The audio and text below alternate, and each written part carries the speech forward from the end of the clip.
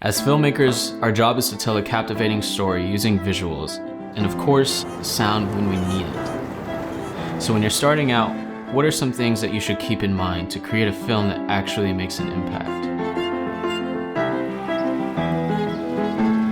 In this video, I want to share 6 tips that I believe are extremely crucial for anybody who's getting started with filmmaking. Something to keep in mind is that each of these tips could be their own video.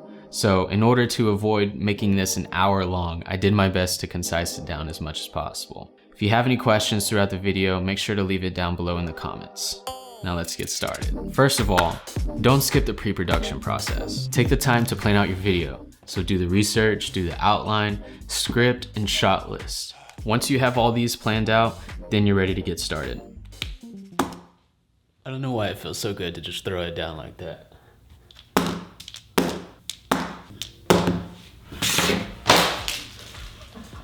Like Casey Neistat right there.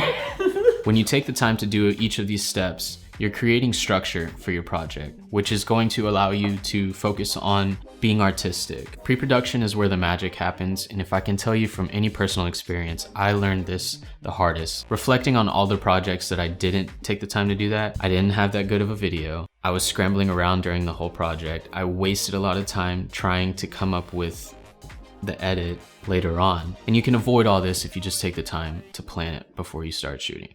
The next tip is to understand frame rates and use them intentionally. Think of frames as pictures and think of rate as 1 second. So when you say frame rate, you're basically saying how many pictures is in 1 second. If you're shooting at 24 frames per second, then you've captured 24 separate frames within that second. So if we bump up to 60 frames per second, then we have more frames to work with. The more frames we have within a second, the more we can slow the video down because there are more pictures to work with. I thought slow-mo was a cool thing, but let me explain why you shouldn't always do slow-mo. Sometimes when you're using slow-mo, you can drag out things that don't need to be dragged out. For example, I would only use slow-mo when I'm either trying to express emotion or slow down the action in that scene. It's really as simple as asking yourself, does slowing this piece of footage down emphasize a point I'm trying to make in the story? If your answer is not a hell yeah, then shoot it at 24 frames per second because that's what is most natural to the human eye. When you shoot at 24 frames per second, you have motion blur. And when you don't have motion blur, it looks really unnatural. Over time, as you make more films, you'll understand more about this. So don't overcomplicate it. Just understand that if you're not shooting in slow-mo, shoot at 24 frames per second. Also, for best image quality, make sure that you're always shooting with a shutter speed at double your frame rate. So if you're shooting at 24 frames per second, make sure that shutter speed is at 1/50. If you're shooting at 60 frames per second, crank that bad boy to 1/125. This ensures that you're getting the best quality out of your camera at each given frame rate. And I know there might be somebody out there who's confused, but sometimes your camera doesn't have the 1/, as a shutter speed. Just make sure it's at either 50 or 125 in your set. And as a bonus tip, here are the conversion rates that you need to keep in mind when you're slowing this footage down in post. Now, I highly suggest sticking to these percentages because if you don't, you'll end up getting choppy footage and it just won't look as good as it could. The next tip is to use lighting to your advantage. Now, if there's one thing that you must understand as a beginner, lighting is the most important element to filmmaking. You need good light to support your image, otherwise it will come out poorly and you'll have a tough time color grading. And no, let me just throw something out there. You do not need artificial lighting. It only just opens the door for more creative options as you create your films. I would suggest to understand the difference between flat lighting and dim lighting. And I would also say to avoid both of these things. Now, flat lighting is light that produces minimal contrast between highlights and shadows. This is best to be avoided for the most part because one of our goals as filmmakers is to create an image with contrast and depth. On the other hand, dim lighting simply represents lighting that is weak, so just make sure that you look for areas that have strong light. Lighting really is a deep dive topic of its own, but the one thing to really keep in mind is that you don't need artificial lighting and you can still get creative with natural light. So take the time to understand natural light first before you think about investing in stuff like this. As a general rule of thumb, when you're shooting outside, try to shoot during sunset or sunrise. Make sure that your subject is in between you and the sun.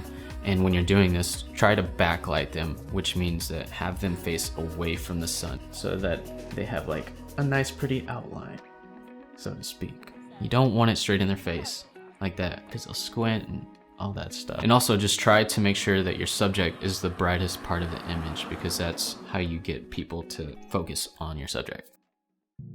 The next tip is about storytelling. Storytelling is key. Now, typically stories have a beginning, middle, and an end, but more importantly, focus on the 5 C's of storytelling.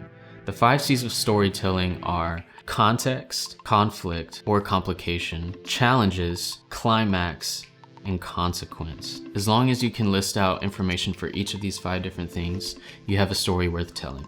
The next tip is to use a variation between tight, medium, and wide shots. So here are a few examples of when to use each type of shot. Use wide shots to establish a scene. Use mediums to introduce the character interacting with the scene.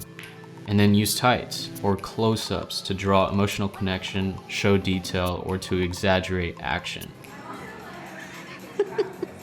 Wait, just keep doing it, bro.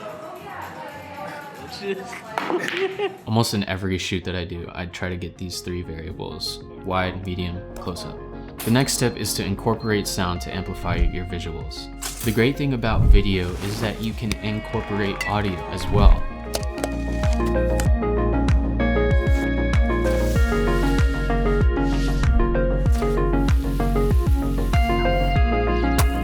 So use music to exaggerate the tone that you're going for, and use sound effects to really bring the viewer into the ambiance, to really make them feel like they're there experiencing it. As you can see, something as simple as toast clapping together can really amplify the film and make the viewer feel like they're there experiencing it themselves. Use platforms like Epidemic Sound. They have sound effects on their website, so do other websites. Just do a simple Google search.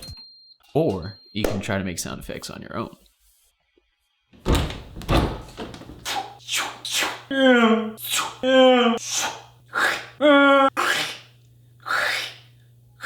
Without a doubt, master these 6 tips and you've already surpassed the beginner stage. If you have any questions about any of these tips or want to know more, feel free to let me know down in the comments and I'll do my best to answer it or make a future video about it. I hope this video was helpful, and if it was, make sure to leave a thumbs up. Good luck creating, and thanks for watching this video. Peace.